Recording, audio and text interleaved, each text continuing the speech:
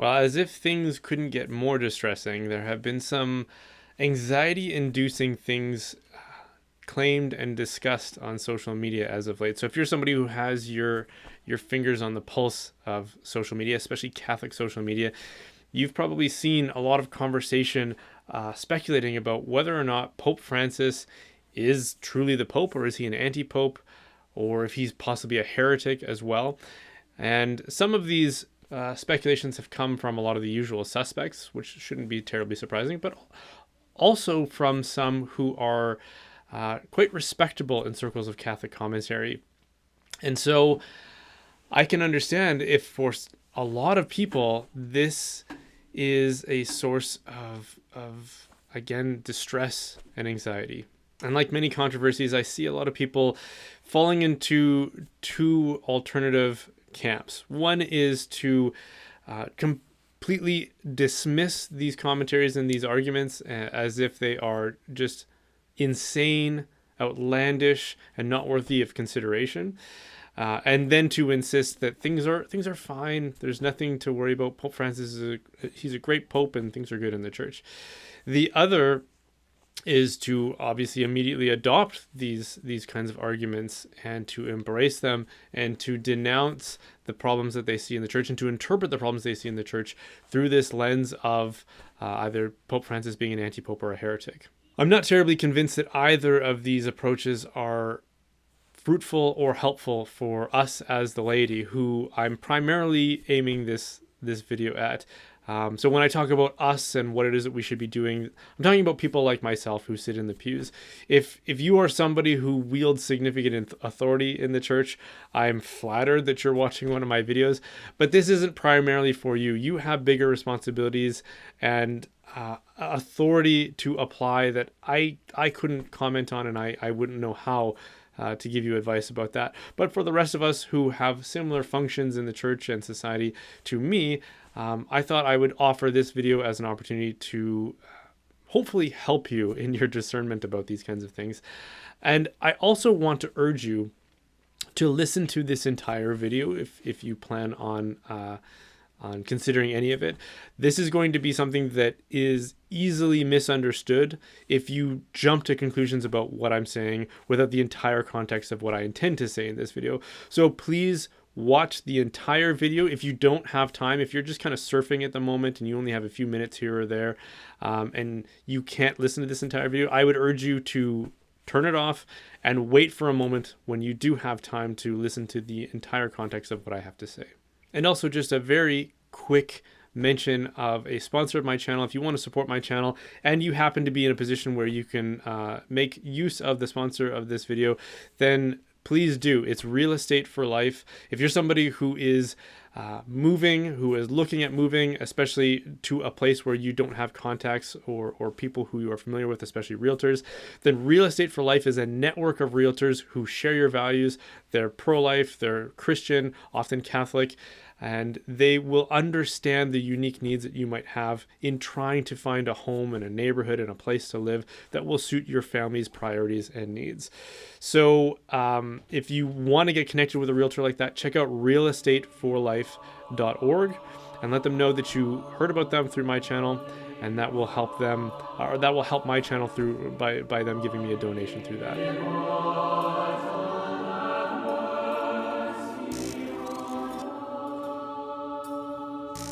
Let me start by saying that the controversial opinions that will swirl around a topic like this, some are absurd, but some of the arguments I've heard put forward more recently are not absurd, and I even find them to be somewhat persuasive.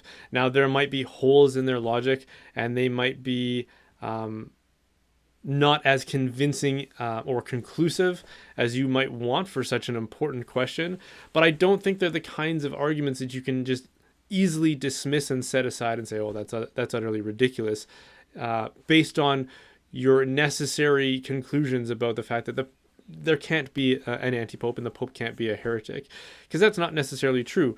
There have been anti-popes. That's part of the church's history, and the people who lived through those periods of history I'm sure they struggled with some of these dilemmas if they were aware of the intrigue and what was going on in Rome at the time. But likewise, there are also good arguments that say that Pope Francis is he was legitimately elected, and that Pope Benedict legitimately resigned.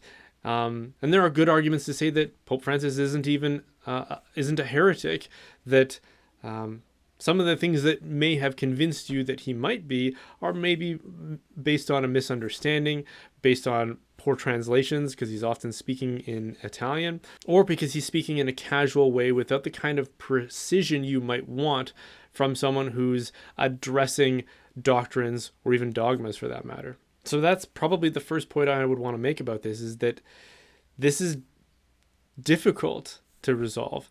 It takes a lot of awareness. It takes a very deep understanding of ecclesiology, of theology, if you're evaluating something he said compared to certain doctrines or dogmas, and philosophy for that matter. It takes a very shrewd person to scrutinize all of these details and to formulate a conclusion based on them. And if that's not you, if you aren't trained in these areas, if you don't have a lot of experience in studying these disciplines, then you could find yourself in very deep water in over your head as you attempt to try to resolve these questions. But luckily for us, there is an out. There is a third option here, which is that you don't have to resolve this question. Again, if you're someone like me, you're a lay person living somewhere remote from the city of Rome, the question of whether or not Pope Francis is an anti-pope or a good pope or a heretic or heterodox doesn't necessarily affect you directly. I mean, there might be things, apostolic things that he can do in terms of legislation that will affect you in some way. And when it comes that far, then there might be a need for you to address the way that it affects you. But otherwise, again, resolving just this very high level question of whether or not he's an anti-pope, that's not necessarily your responsibility. And one of the ways I could come at that conclusion that I'm trying to make is by asking a question. Did you elect the Pope, for starters? No. That gives a pretty strong indication that you don't have a direct responsibility in who is the Pope and whether or not he's a good Pope, whether or not he's doing his job well, whether or not there are decisions that will need to be made in the future about electing the next Pope and how he might govern the church as an alternative or in compatibility with the currents that we are currently flowing down. So you didn't elect the Pope. You don't have that responsibility. You don't have a responsibility to see him resign or see him replaced or anything like that, which is a very unusual way of governing the church, even if you did have that responsibility. So what good comes of drawing a conclusion about whether or not he's an anti-pope or not? Even if you come across clever arguments, or even if you can formulate clever arguments yourself, there's a lot of risk that comes along with something like this. And since it isn't your responsibility, you don't need to assume that kind of risk. Like, think about the potential here. On the one hand, you could ignore a question like this and just say, I don't know, and I don't need to know, and I'm not responsible for knowing. There's nothing I can really do about that, and I don't bear responsibility for resolving the question anyways. So I can stay somewhat agnostic about that. I can say, I don't know, and therefore the best I can do is to pray for the church and focus my attention locally on my parish, maybe my diocese if I have some responsibilities there, certainly on my family and my friends, and on my relationship with God and through our Lord Jesus and through the Holy Spirit. I can study, I can pray, I can try to grow in sanctity that way. It isn't a prerequisite that I know what's taking shape in history right now and what the outcomes of that will be. This is one of the big problems with living through history, is that it often requires hindsight to write those history books. The history books about the Francis pontificate and the fact that we have an apparent emeritus pope, those history books aren't written yet. And so, and for good reason, because it's occurring right now. And that's a difficult thing for us to live through. There's a lot of history happening right now.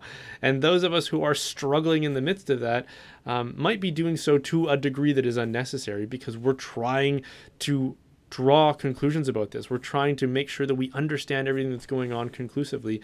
And those conclusions just aren't available to us yet.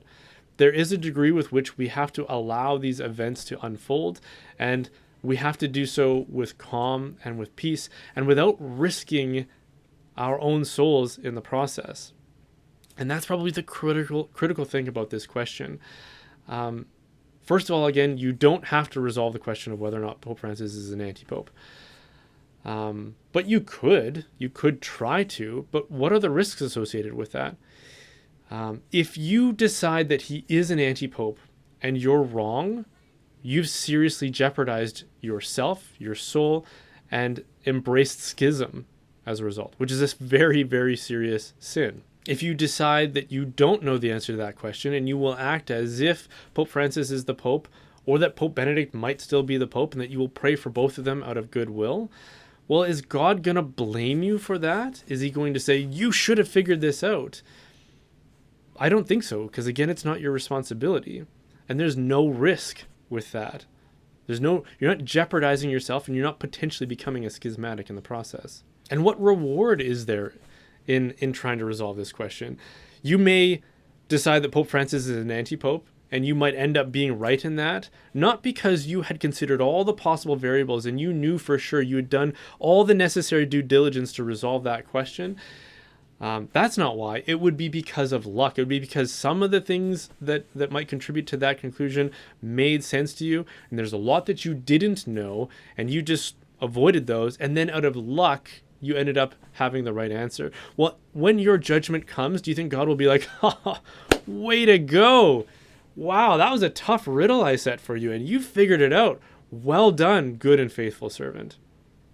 Or do you think he'll say, that was kind of reckless? I mean, you got it right, but you didn't exercise a lot of prudence in insisting upon that. And what good came from it anyways? What were you able to do with that knowledge from the role that I set for you in the church? And do you think that he'll blame you if you don't figure out that the Pope is an anti-pope when he is? Do you think he'll say, I gave you this one responsibility. This is all you had to do was resolve this question, and you didn't do it. So, sorry, you failed. The gates are closed, or if we do let you into heaven, you're demoted for not having figured this out. That seems like a fairly unlikely outcome to me. And I know that some people will hear that and they'll say, well, to avoid the question is to embrace cowardice. We can't be indifferent during times of crisis within the church.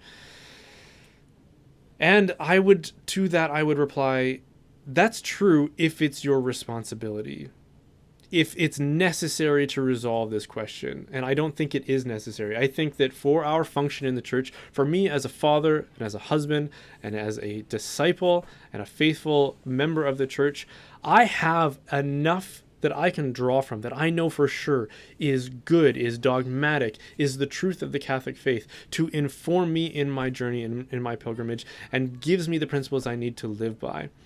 Whether or not the current reigning person sitting in the chair of St. Peter is legitimately there or not doesn't affect my ability to do those things.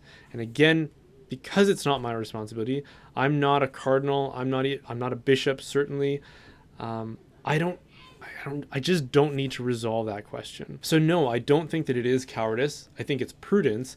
And I think it goes a long way to avoiding the sin of curiosity, which many people will be surprised to learn is actually a vice. St. Thomas Aquinas in his Summa Theologiae has an article for, I think it's question 167, where he addresses this vice of curiosity. And he says there are a lot of reasons why a person might try to grow in knowledge that attaches sinful aspects to it. One might be that to grow in knowledge for the sake of pride, to puffeth oneself up, for example. That's a bad reason to try and grow in knowledge. Another might be to use knowledge gained for sinful ends, which is, again, of course, a problem. And then he quotes the book of Sirach that says, do not try to grow in knowledge for things that are too high for thee, too high for your intellect, or maybe too high for your station, which is something that for us as a laity, this seems like a very appropriate admonishment or caution about trying to resolve these kinds of these intrigues about Rome and the Pope and the Vatican. This is definitely too high for our station, and in the vast majority of cases, too high for our knowledge and our intellect. We're not trained to resolve these kinds of questions. We're not trained in canon law. We're not trained in ecclesiology. We're not trained in theology. So while, yes, there are aspects of those things and those disciplines that we do need to familiarize ourselves with, we do need to understand and know the faith insofar as it helps us in our station and in our vocation. But when it comes to the Pope, when it comes to whether or not the Pope is legitimate, whether he was legitimately elected, whether he legitimately resigned, we don't need to know these things. It's not been assigned to us by God, and it hasn't been assigned to us by the church. It's been assigned to us in a really weird way, by Mark Zuckerberg, by social media. I wouldn't be aware of these things if it wasn't for social media. If that was all stripped away, the kind of weird things that Pope Francis might say in his general audiences, I would never hear about them. The only thing that would really come to my attention would be encyclicals, because I do read encyclicals, and there have been things in Pope Francis's writings that strike me as a bit curious, if not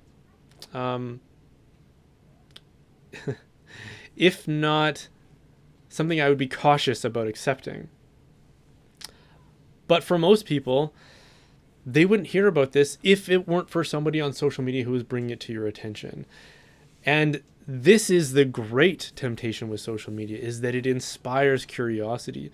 We have limitations. There's only so much that we should know about insofar as it informs our lives and the things that we can do with that knowledge. We should learn about things that apply to us in our lives, to our relationships, to our community, to our formation, and then apply them appropriately. But social media inundates us with information that we can do nothing with, and therefore creates distress or causes us to adopt certain conclusions that might be bad for us, or to assume that we have certain kinds of knowledge that are incomplete or simply wrong.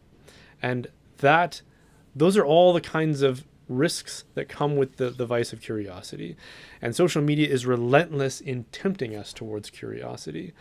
So don't fall for that. Don't fall victim to that.